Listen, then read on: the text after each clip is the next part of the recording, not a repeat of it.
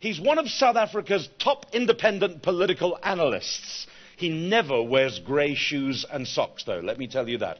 He's a keynote speaker operating all around the world, a bit like myself, except Daniel Silk, who's coming up to present to us now, seems to travel the globe non-stop. He provides insights into trends, into lifestyle trends, thinking of things that other people just don't get to think of. And he doesn't just talk about them from Googling them. Daniel actually treks the world as a renowned futurist, looking for what's going on and believing in globalization by traveling to all the places that he'll be talking about to you. Talking to us now, following up from the release of his best-selling book, Tracking the Future, represented by USB speakers as I am outdoors in the main hall, talking about the future environment. I'm delighted to be able to introduce to you friend and colleague and global speaker, Mr. Daniel Silk.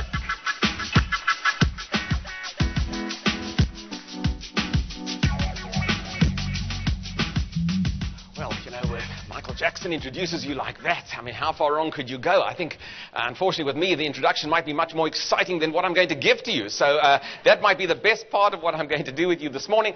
Thank you very, very, very much for introducing me. And it's a pleasure indeed to be with you this morning. I'm going to do what Joe did, that is stand here. But don't expect me to raise quite as much a sweat as Joe raised this morning. I hope to, at least for the next half an hour or so, entertain you with some of the key social, political, and business trends that are going to affect every aspect of your life. They're affecting every aspect of your life right now, and they will affect every aspect of your life for the rest of your life. So if you're not aware of these trends, where have you been for the last while? And we're going to look into the future. We're going to sort of make some assumptions about where we're going to go. And I also want to talk to you a little bit about South Africa and where South Africa is currently in this difficult global environment in which we find ourselves. So I'm delighted and excited to be with you this morning. And I thought, it's always a gift for me to come here and do a conference, and it's a gift for me to come and stay here at Sun City, a venue that I particularly enjoy. So I will give you a little gift in exchange. And I'm from Cape Town, and as you know, Cape Townians are notorious cheapskates, so I'm going to give you a virtual reality gift. It's up on the screen. It's a little fortune cookie. I mean, you had nice little lollipops in front of you here. All I can give you is a fortune cookie. But I talk about politics and I talk about the future. And I got this fortune cookie recently, and I thought, good heavens, what an ideal fortune cookie to give to somebody who talks about the future. And frankly, my friends, for all of us, we are, in a sense, cursed to live in interesting times. We're going to have to accept it. We've got to get on with our life. We can moan and complain, as we in South Africa tend to do. But let me tell you, they do it all over the world. I was in India only 3 months ago, and I got into a taxi cab in Mumbai. And if you think there are issues with corruption and bribery on our roads here, particularly down the road here in Gauteng, you need a good trip to Mumbai in India, just to get you back in perspective about how things are not that bad here. I got into a taxi cab, and the taxi driver, I said, I always like to chat to taxi drivers because ultimately they are the finest political analysts that are alive. Taxi drivers are always going to tell you what they think about the world. And my taxi driver said to me, gosh, he said, if I come back in another life, he said to me, I don't want to come back as an Indian. That's what he said to me. I mean, I'm a visitor. I don't want to come back as an Indian. Would you ever find that here in South Africa? A taxi driver saying, I don't want to come back as a South African? I was very intrigued, actually, to find out who would he want to come back as? I mean, what nationality does impress this taxi driver? He was an elderly man, as it happens, driven a taxi his whole life. And I said to him, well, which nationality would you like to come back as? And he thought, and he thought, and he said to me, Holland. Holland is what he said to me. So clearly Holland must be doing something right in terms of global perceptions about countries that India certainly isn't. So it's a rough environment out there for absolutely everyone. And I like to talk about a macro picture, what I call a helicopter view of the world. And I also like to give you some information about where we stand in South Africa. But for all of the data and statistics that all of us in the next few days will be giving you, and you'll be exhausted after all of these presentations, the data that I put up on the screen right now probably is the most relevant to all of us. I could give it to you, and I could go and sit down, and you could think about this particular set of statistics. whilst you are sitting here now just with me in my presentation, and this has been occurring during the previous presentation, and while you were having breakfast for that matter, and throughout the night on an hourly basis, about 450 babies are born in the United States every single hour or so. It's actually less than that. It's about every 45 minutes or so. 450 babies are born in the United States. So while you were having tea, 450 babies were born in the United States. While you were having tea, my friends, 2,000 babies were born in China. While you were having tea, and while you're watching me, another 2,000 babies born in China. And while you were having breakfast this morning, 3,000 babies were born in India. While you were having tea, another 3,000 babies. Watching me, another 3 babies coming out of that marvelous country, India. Well, you know, for all of what we talk about, and especially in your industry, which is a people-centered and people-oriented industry, in which you are dependent upon people moving out of relative poverty into some form of the middle class, where they can adopt and adapt and accept and pay for your products, this macro trend represents outstanding news in your industry. And it's a pleasure, therefore, to be able to tell you this, and to be here with an industry where the macro trends of population growth in this world are going to be so critical to your future growth. We currently have on this planet 7 billion people. 7 billion. By 2050, there will be 9 billion people on planet Earth. That's the fastest ever growth in human expansion. The fastest ever, and you are going to live through all of it. 2 billion people added on to the world's population in just 4 decades. So, you know, if I was in your business, I would say, well, hallelujah. The clients are coming to me, in a sense. I don't have to do that much because the macro trend of people on this planet are going to be critical. Now, indeed, yes, we can talk glowingly about the world, and we can talk glowingly about the macro trends to come, but it's been a rough environment, I must tell you, for many of us. For many of us across the world. We are in an age of austerity. And as you can see by this austerity chair, where the back was cut out of the chair in order to cut costs, this has affected every aspect of business. You know, I thought this was purely a fun picture when I introduced it into my presentations a little while ago, until I went to stay at Emperor's Palace. I travel a lot and I stay at a lot of hotels, so I'm always interested to see cost-cutting measures that are introduced across South Africa. And in Emperor's Palace, when you stay in a hotel room, in one of the fine establishments there, you go into your hotel room and you have a shower cubicle in your room and you have a toilet cubicle in your room. Fair enough.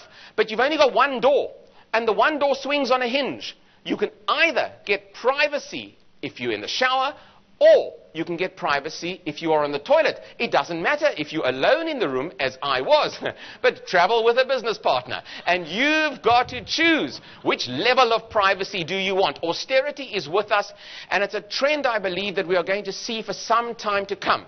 And whilst I like to be a harbinger of good news, we have to also be realistic about where we are in the world currently.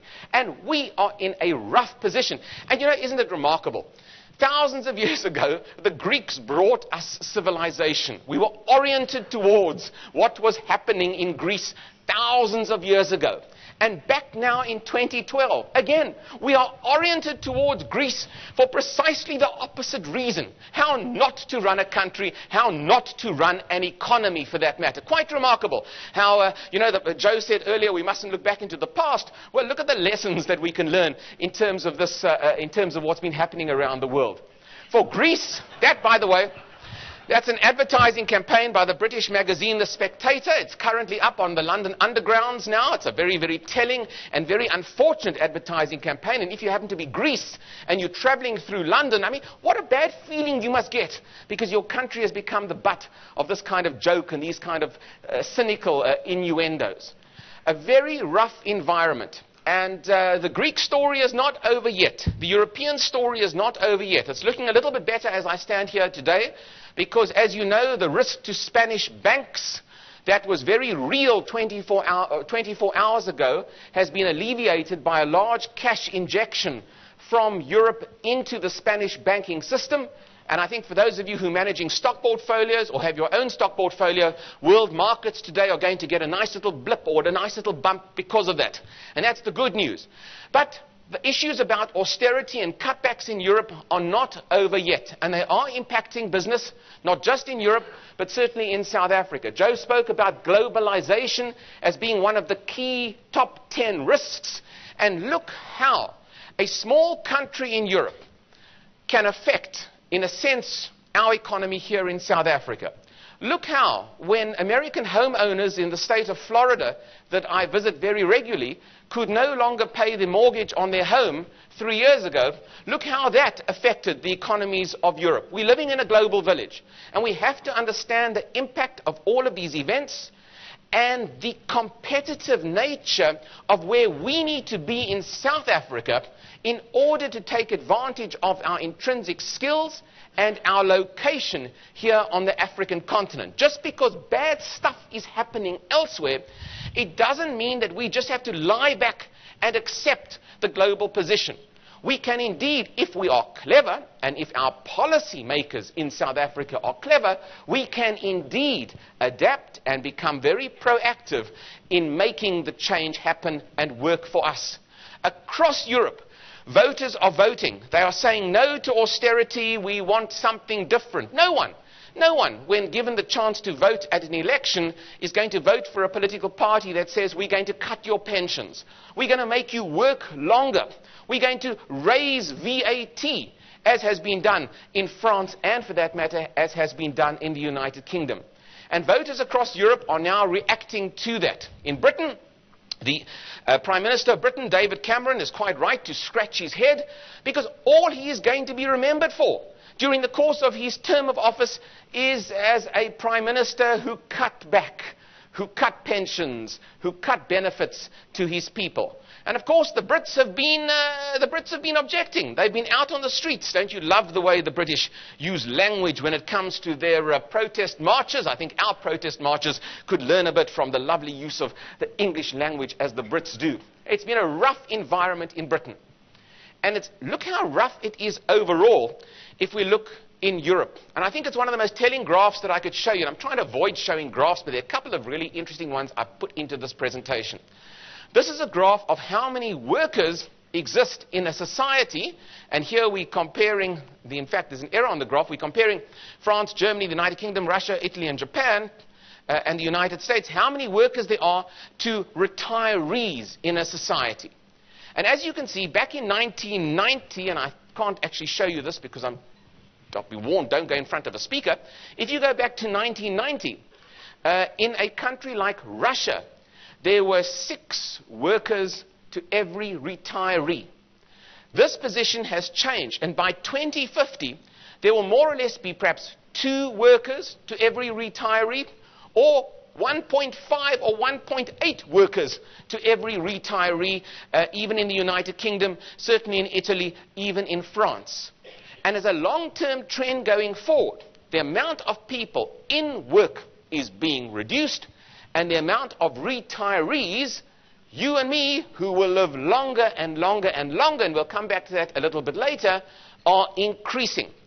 And it's a critical challenge, I think, for the world, for any economy, for us as a society. Forget about your industry for one second.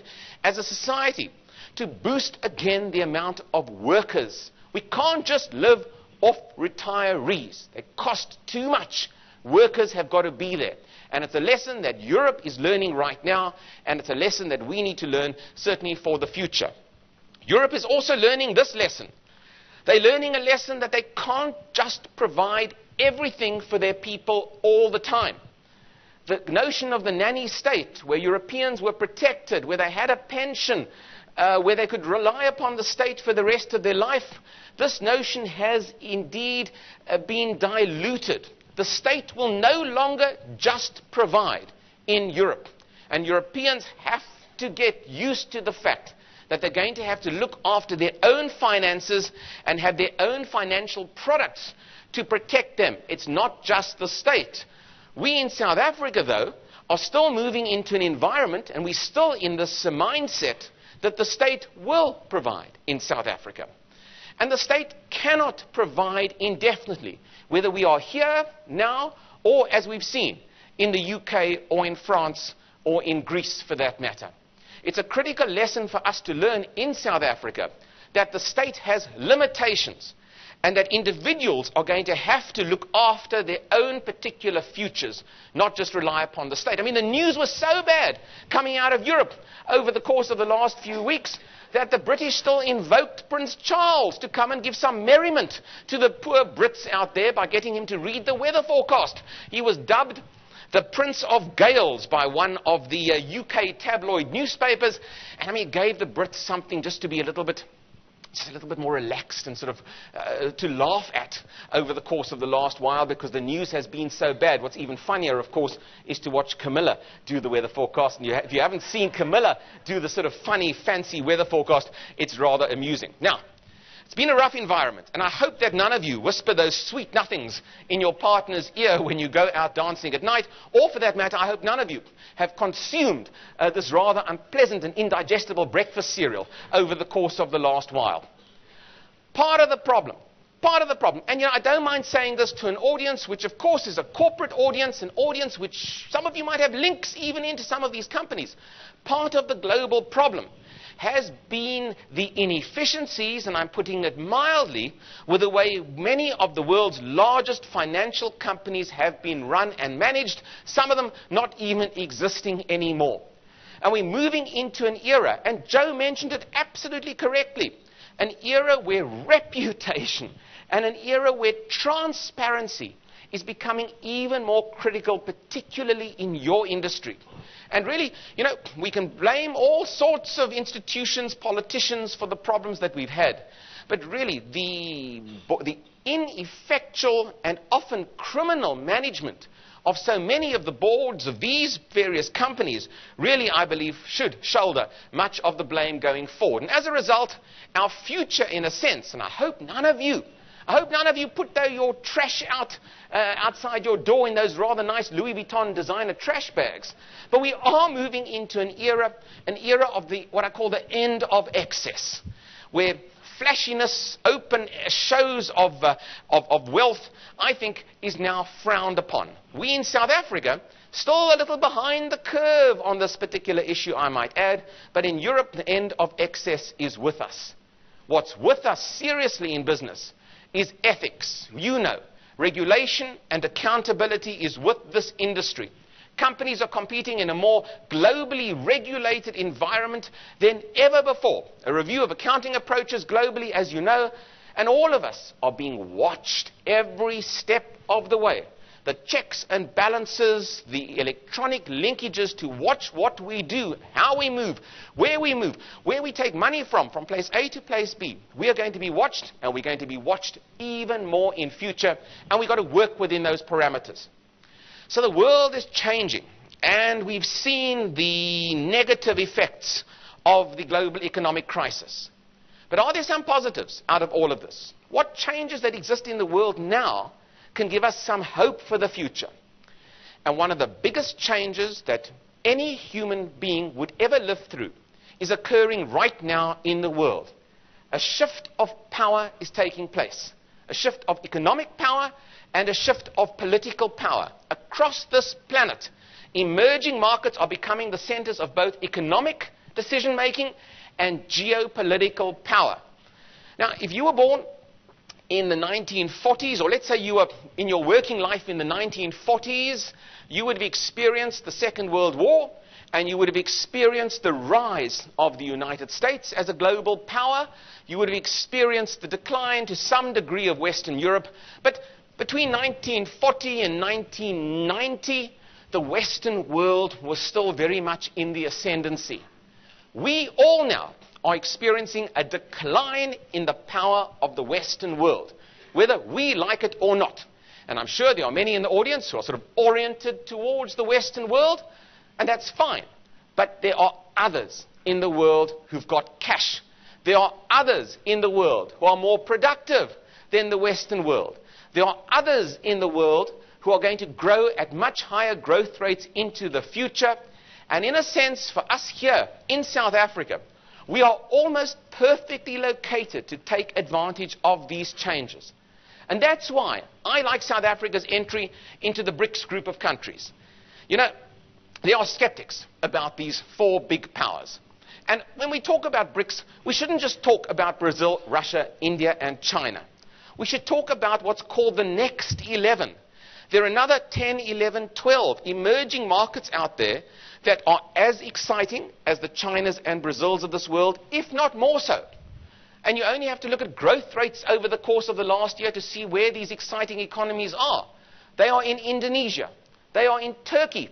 They are in Mexico. They are in the Philippines. Philippines had fantastic growth results this last week. In fact, the Filipino economy is growing at a better level than the Indian economy in the stats over this last week. These are the exciting markets that we are going to be involved in going forward.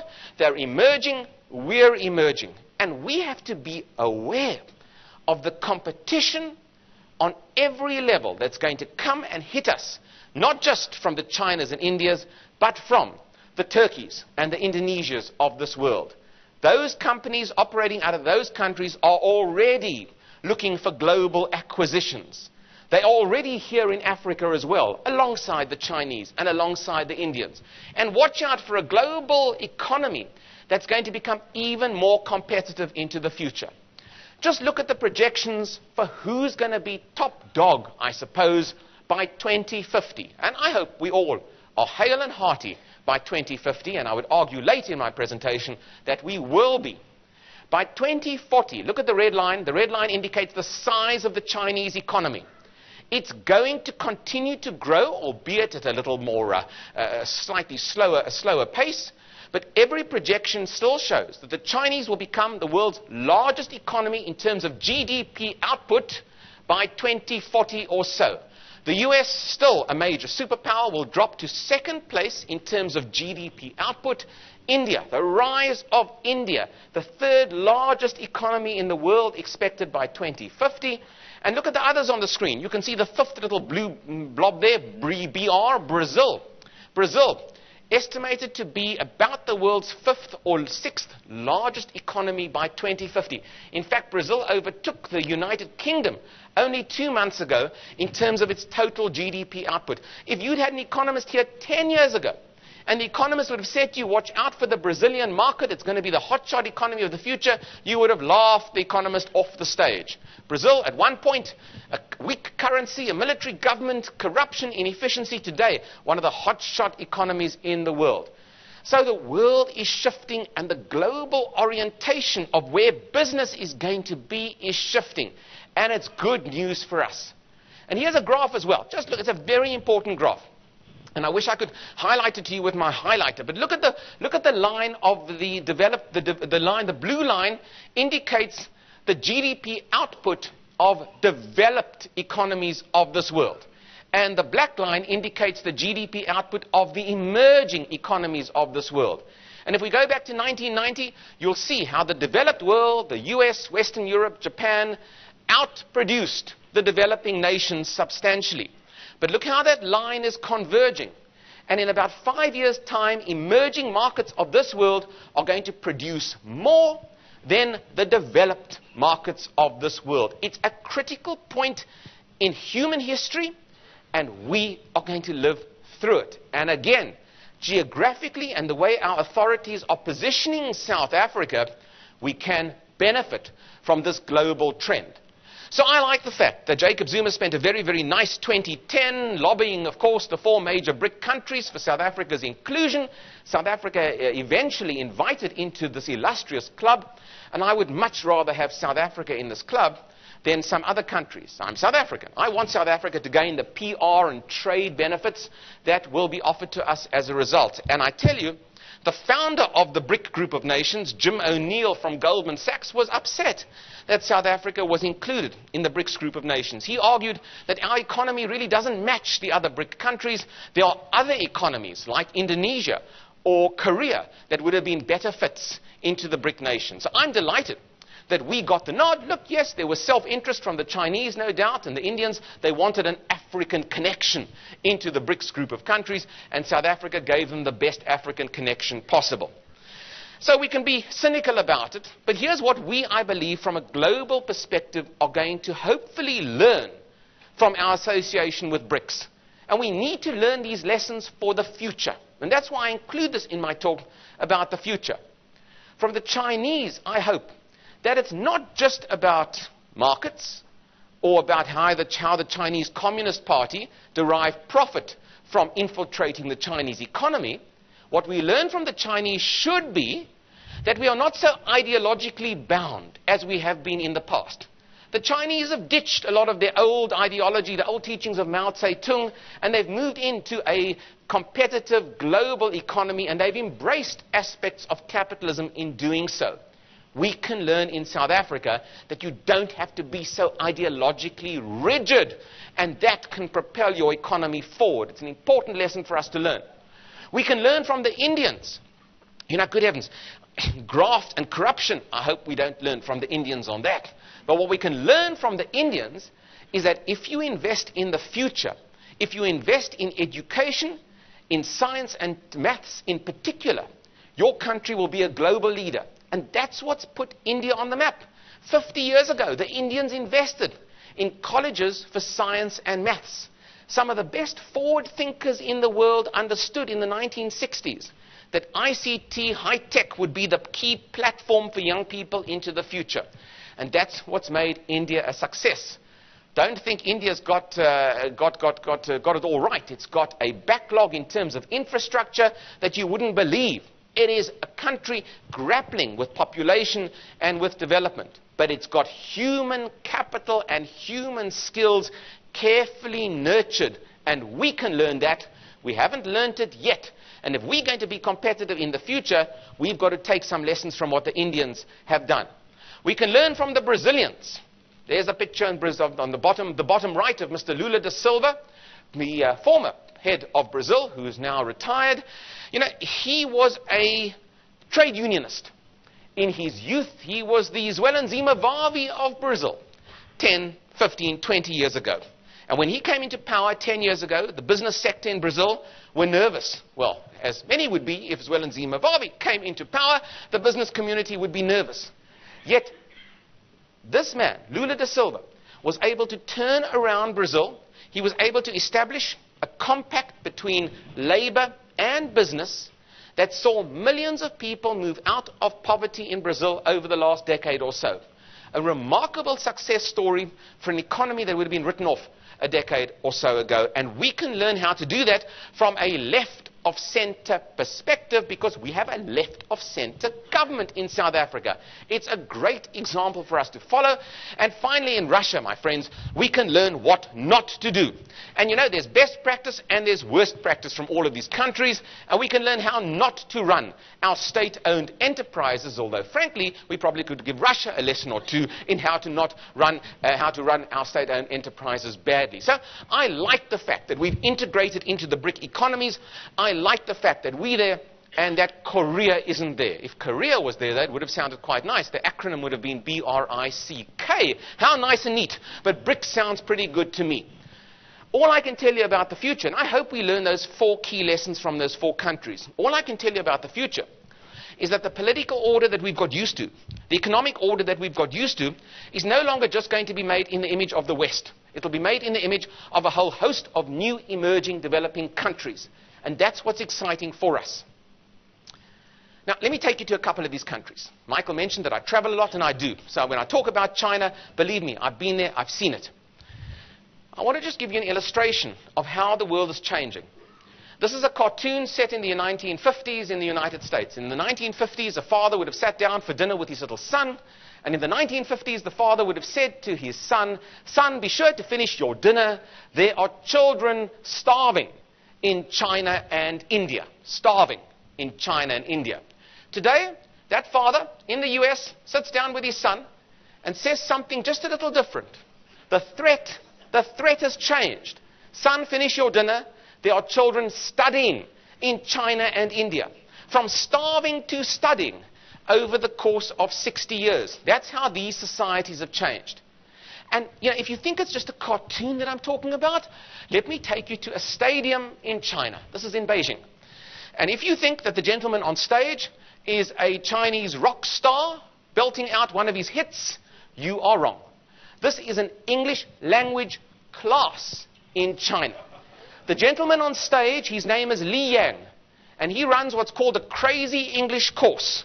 Thousands of Chinese come to stadia across China. He chants out basic business phrases to them, and they chant the basic business phrase back in English to him, and they learn a modicum of English. Well, I don't know how successful it is, but look at the crowd and look at the enthusiasm on the face of those participants at that stadium. The understanding of the Chinese that English is a business language, the international business language, is profound. And the Chinese will move from being manufacturers of relatively cheap goods, they'll move up the labor scale or ladder for that matter, and become service providers of the future, making for a much more competitive world. Already we see how education is changing. Cheap labor used to be the mainstay of China. Now it's the creation of skills. China and India graduate a combined 500,000 engineers and scientists every year, compared to about 70,000 in the United States. So where are the future skills going to come from? They're going to come from the new emerging markets of this world. Look at India. It's the world's youngest country. 50% of Indians are under the age of 25.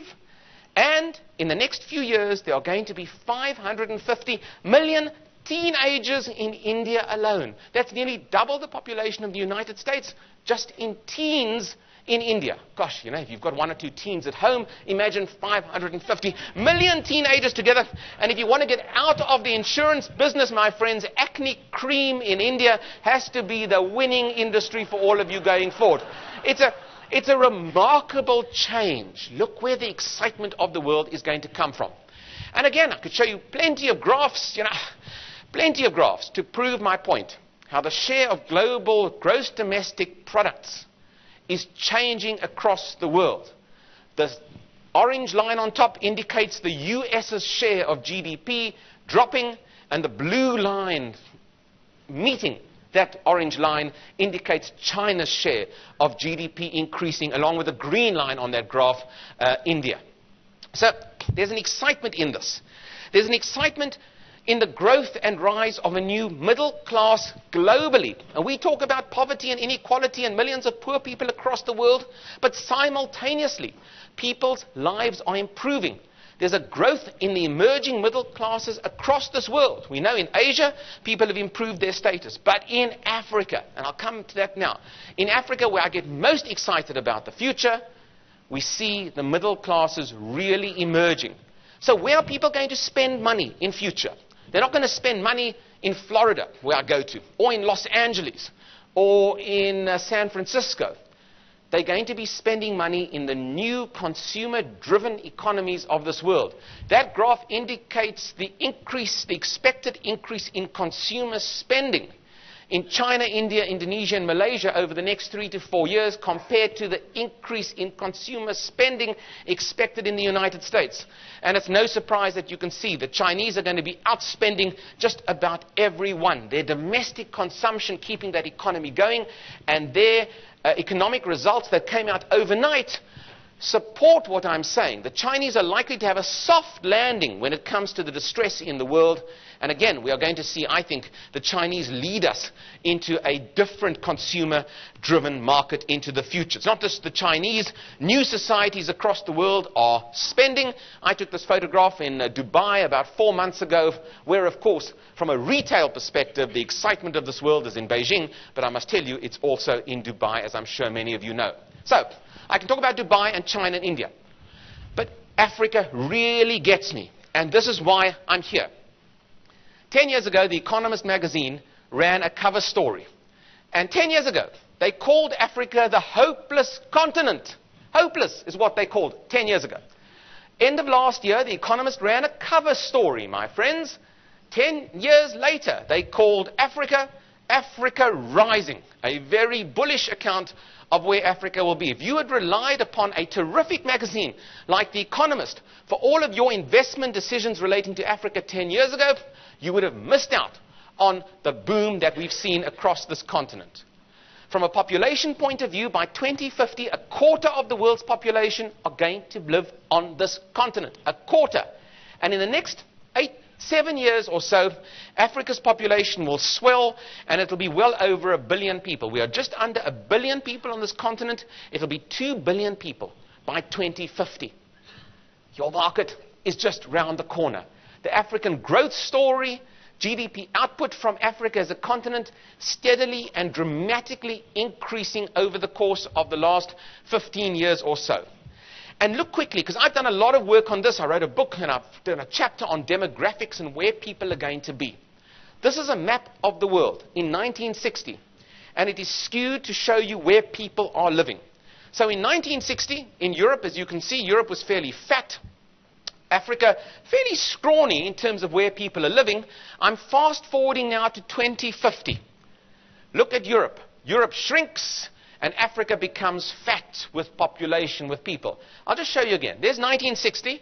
Look at Europe and look at Africa, and look at the change that takes place over the course of less than 100 years.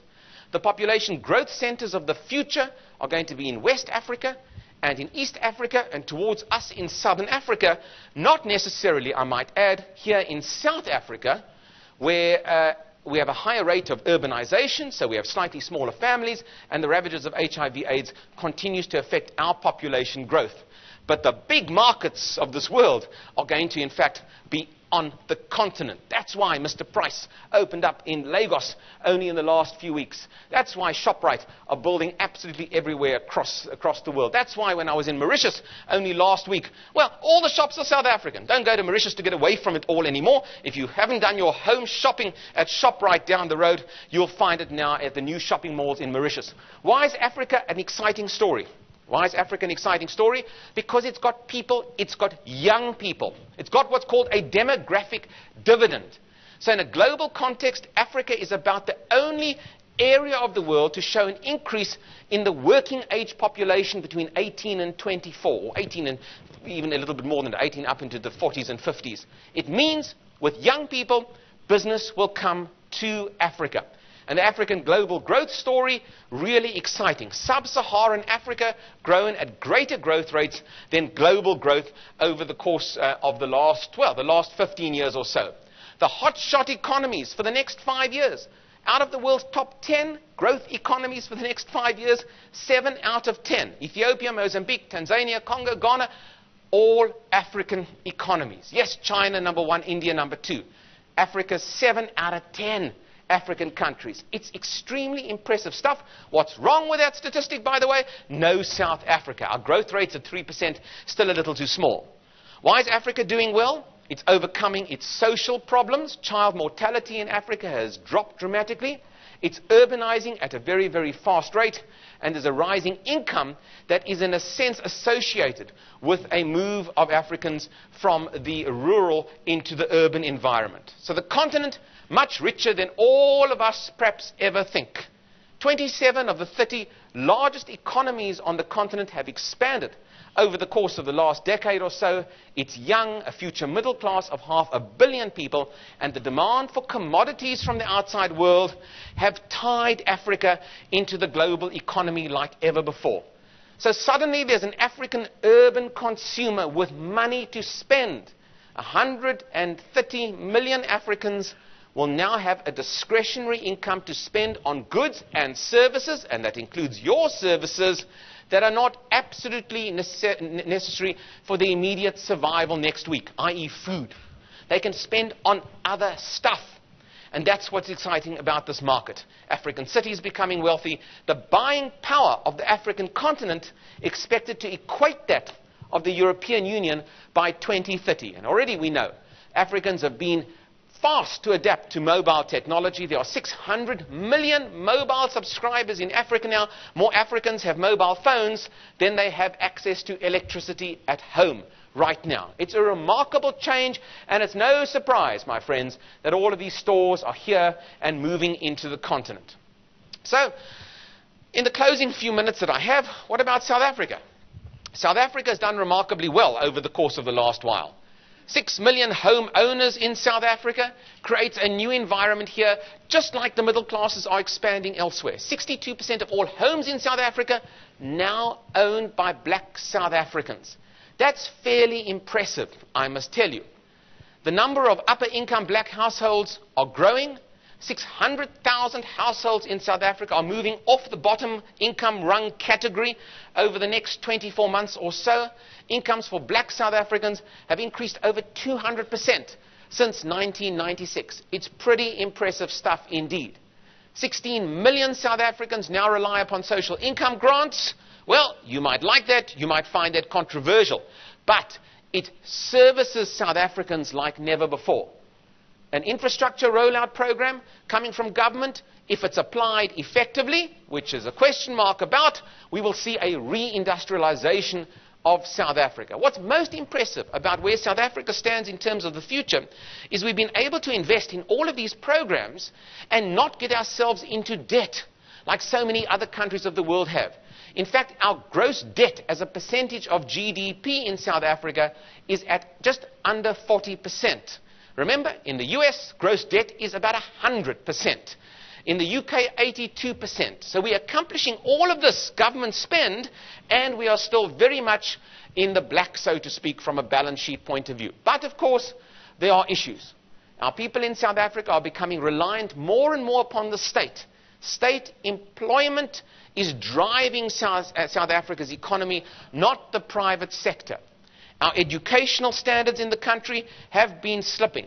Only 33% of children who started school in 2000 passed matric in 2011, and barely 10% achieved a score of 30% or more in mathematics. That's why we need the Indians to teach us about maths and sciences going forward. From our global rankings perspective, how does the world see us?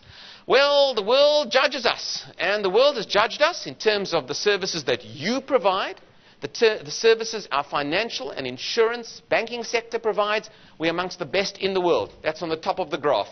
On the bottom of the graph, that's how we rank in terms of what government provides. Out of 139 countries surveyed on the quality of maths and sciences in our school, we are ranked 137th out of 139 countries. On the flexibility of our wage determination, our relations between labor and employees, we are ranked about 131 out of 139 in the world. So private sector is coming to the party in terms of being efficient, the public sector lagging behind. Unemployment, we know, remains a problem for South Africa, the highest amongst these countries surveyed, frankly, and our labor costs clearly not contributing towards a competitive future going forward. Labor costs are soaring. Our manufacturing unit labor costs now amongst also highest in the world in a sense. And if you are a first-time worker in South Africa, you've got it good. Because as a first-time worker, you are getting higher than average salaries. Problem? When you get a higher than average salary as a first-time worker, you are inexperienced, you're not as productive, so we are paying people in South Africa a high initial salary, but we're not getting that productivity out them. It stunts our growth and affects investment. The good news going forward for all of us, government knows this. They know it. They know what's wrong. And they've come up with a national development plan, and I hope some of you have a chance to look at it. You can download it. It's an intricate document, but it'll give you all hope about where this country should be. It's a report that comes from Trevor Manuel's office, and it outlines in great detail what's wrong with South Africa and how it should be fixed up. And it's got political issues in it. It admits what's wrong in South African politics. It's not just about economics, it's about political linkages.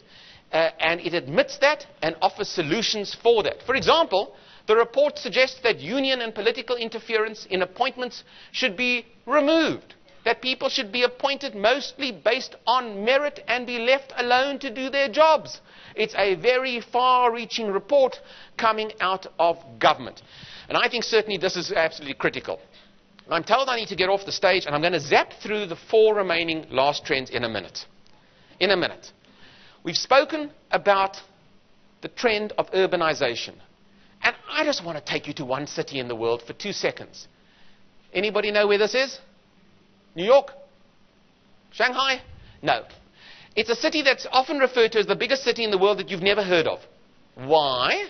Because the city is called Chongqing. It's in China. And you should have heard of the city because the city has a population of 32 million people. You've heard of Paris. You know what's going on in New York. You know what's happening in London. 32 million people. Cities like this are springing up all over the developing world. We should be aware of these cities. People are moving. They're moving from the rural to urban. You think traffic is bad here? Go for a nice little trip to Lagos on a nice little Sunday afternoon. There's traffic for you. People are moving at an astonishing rate. And critically, food, water, and commodity security are going to become the key drivers for all of us into the future. This is up in a city in northern China called Qingdao, where I went. My host said to me, Daniel, you can go to the beach for the day, or you can go to the brewery. And I tell you, they've got a very fine beer in Qingdao, I can tell you. So cities and urbanization, critical. We're going to change our lives as a result.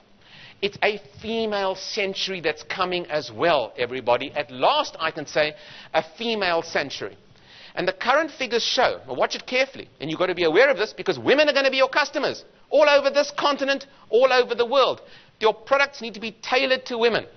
If China and India each represent 1 billion emerging participants in the global marketplace, then 1/3 billion of people is made up from women around the world whose economic lives have been stunted by society, by religion perhaps, or been suppressed. The predictions are now that 1 billion women are going to enter the global marketplace and become economically active in the next decade. Be ready for women and to service women in the global environment. And whilst you're servicing women, you are going to be getting older in the process. I suppose that often happens to all of us in our private lives. You are going to live longer, I must tell you. Grey populations across the world are increasing across the world, and get ready because science and technology are converging, and I think living to 100 years or 125 years is going to become the absolute norm by about 2050. And you've got to tell your clients that, because if they can survive the next 20 years, then I think they're going to live substantially longer. As we progress, it's going to affect savings, pension schemes going forward. Longevity is a key trend going forward. Finally, Michael will be pleased with me because I've come to the end of my presentation. And here's another little last trend, I think, that just epitomizes the change that is with us. It's going to shake up everything that we do. That's a picture of Britain in the Industrial Revolution in the 1800s. Machinery, manufacturing, big factories, mass production, economies of scale. Well, look at the change that's with us. This is a pair of shoes. 20 years ago, this pair of shoes would have been made down the road from where I live in Cape Town in our factories in Salt River or Woodstock. Today, this pair of shoes may be made in China or in Bangladesh. In the next 5 years, this pair of shoes is going to be made in your home, in this little 3D microwave oven unit. The digitization of manufacturing, where you can manufacture and customize goods and services, and it'll appear magically in your home, is going to shake up absolutely everything that we do. We've got to understand what this innovation means, and we've got to embrace it, because it's going to change human relations. It'll change labor relations into the future as well. Watch out for this. For the women here, it's fantastic. You can choose your color and design of every pair of shoes to match every single outfit. So, my friends, the question I get asked most after all of these presentations is, after all of this change, am I optimistic about the future? And yeah, you bet I am. I'm in the right place at the right time. I'm here in Africa. I've got a grasp of what's happening. And as long as I integrate what's happening into my business and my everyday life, even if it applies to my child or to my talks that I give, then I'm on top of the trends, and you need to be on top of these macro trends. But, I mean, you've got to be realistic. And in my final picture, I will show you a slide of someone who is a little unrealistic about what he hopes to find. And since in this country we've been talking about art over the course of the last few weeks, I thought I would show you a gentleman who's looking for something else from an artwork.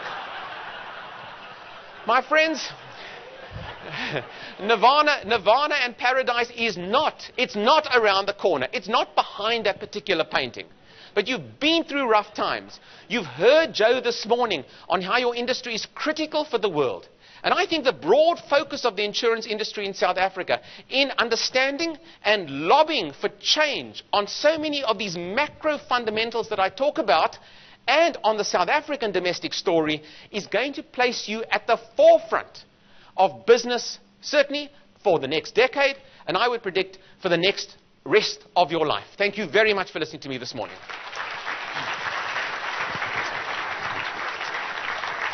Ladies and gentlemen, Daniel Silk.